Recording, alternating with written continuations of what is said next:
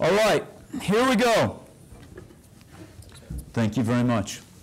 The sponsors have brought together and provided for a forum.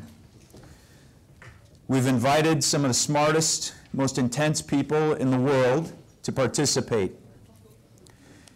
A lot of you are asking us who are involved in this conference, what's next?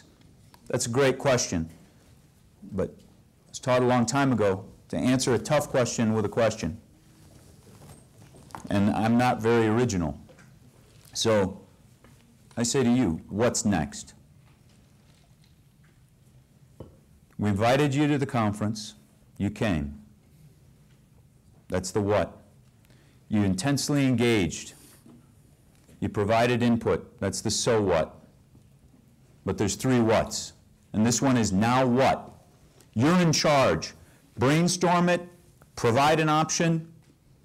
Tell us, what do you think a great step is that could be modeled after others, possibly? Pressure's on you. It's not on us. Yes, sir.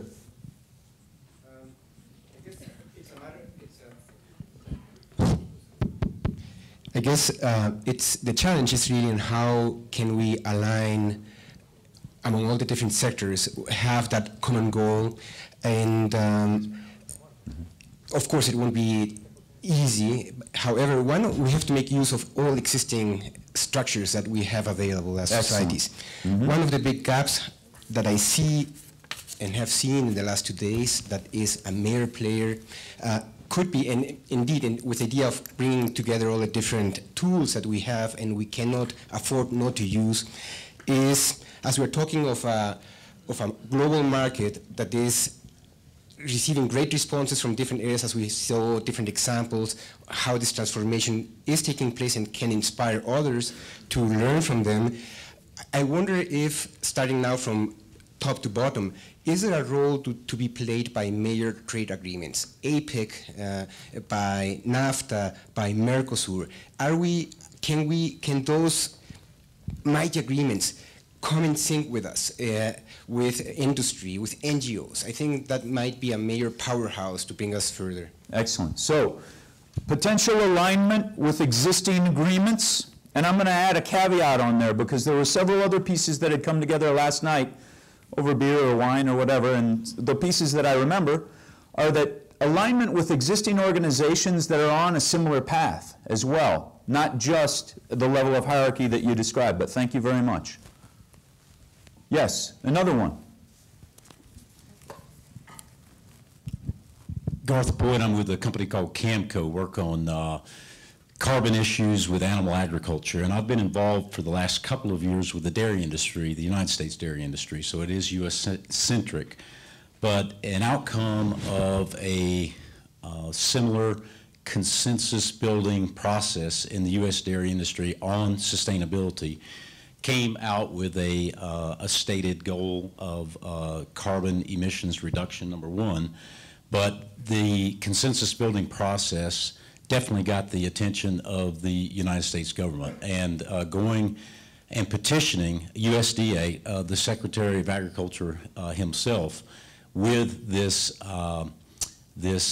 group of stakeholders and their agreement to focus on what has turned out to be 12 initiatives to achieve their goals in dairy sustainability has resulted in the government appropriating millions and millions of what was, dollars that were going elsewhere, specifically to the dairy industry to help them achieve their sustainability goals.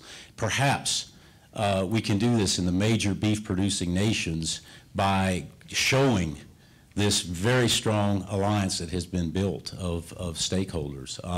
They have had not only the direct appropriations, but every single dairy farm that asks for $500,000 to put in a digester, that is in the pipeline.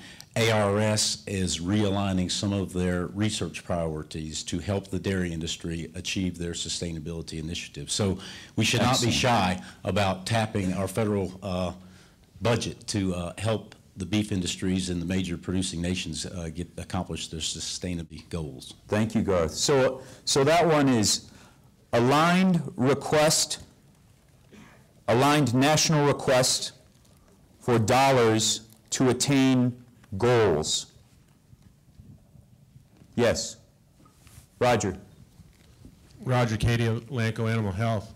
Margaret Mead once said that never doubt the power of a small group to change the world, because indeed that's the only people who ever have. And I know there have been a lot of sub-conversations around dinner, around drinks last night at the tables, and I'm sure there are a lot of projects in people's minds. So kind of in line with what Garth was saying, because I was fortunate enough to be involved in that same meeting in the dairy industry.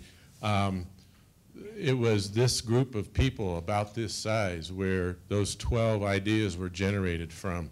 And those ideas were formed into projects by a small group of passionate people that ranged anywhere from 5 people to 20 people that developed the plan, reported back into the central group, and got the buy-in from the central group. And I would say with a diverse group of audience that we have here from various regions of the world, the fact that we're talking about a land-based product that very definitely is going to be tied to the land, the culture, the economies of those countries, that next steps really need to come in on a regional basis and a project-oriented basis, with some alignment with the discussion that's gone around here. I think this group provides the overarching principles in some way, shape, or form that the smaller projects, that a smaller group of people will be able to grow into something very effective. Excellent. Thank you, Dr. Cady. So advance this model on a regional basis for more specificity and clarity. Is that close? Yes, sir.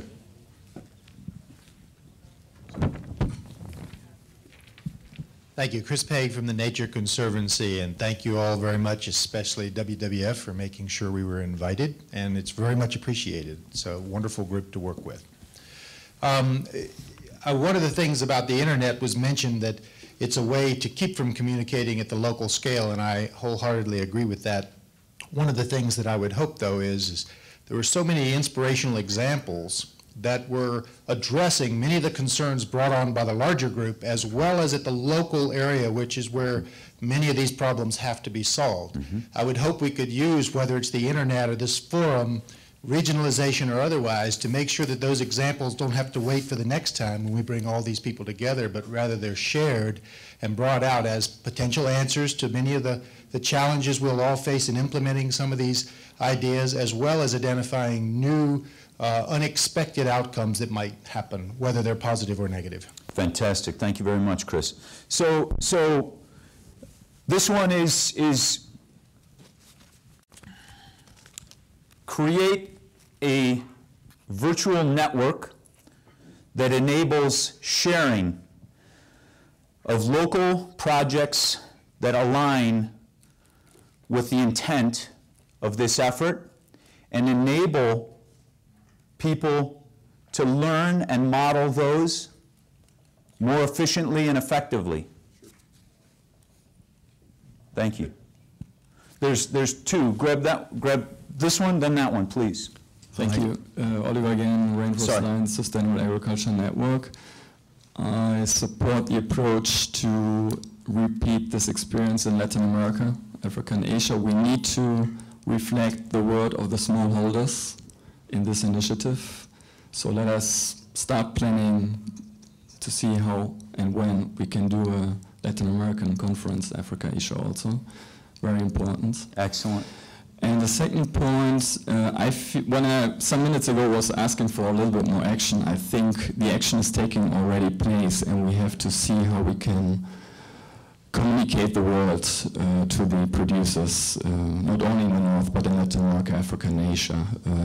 FAO has written the Livestock's Long Shadow. They're thinking about writing a book about shrinking the shadow. There's a lot of research being published. We have lots of case studies. We've listened to them. I think we can already write an action-focused tool or other documents that could be used for technical assistance that could push a little bit more action in general. So I think we are already ready to write those action-focused tools in a joint effort with all the experience and funding. So thank you very much. So let me pull two action items forward. One is an addendum on the virtual network, and that addendum to the virtual network is that we provide tools that help communicate those efforts and to be able to replicate them or multiply them. And then the second one is to replicate, or not replicate, create conferences similar to this for a small shareholder regions, i.e. Latin America, Africa. Thank you. Yes, sir. John, Climate Consulting, ECHO 2. This is a very practical Awesome. suggestion. Coming out of the global greenhouse warming debate yesterday, I think where our business is in terms of carbon footprinting, if we had a solution or an answer to the debate about sequestration as to whether or not it's a reality or not, that would actually take this debate forward quite significantly, because if sequestration is a reality, then actually a lot of the things, a lot of the pressures on the beef sector would tend to move away, I guess. If it isn't, then the pressures will tend to continue on global greenhouse gases. So I think an answer on sequestration is actually quite an important thing in the short term. Thank you very much. I'm going to do an expansion and then the contraction with it, if that's all right, and tell me if I get close. Work together to answer critical problems identified, including the problem statement associated with sequestration. It's the science. Yes. Science-based, excuse me, yeah. Science-based, work together, science-based answers to critical questions, including carbon sequestration.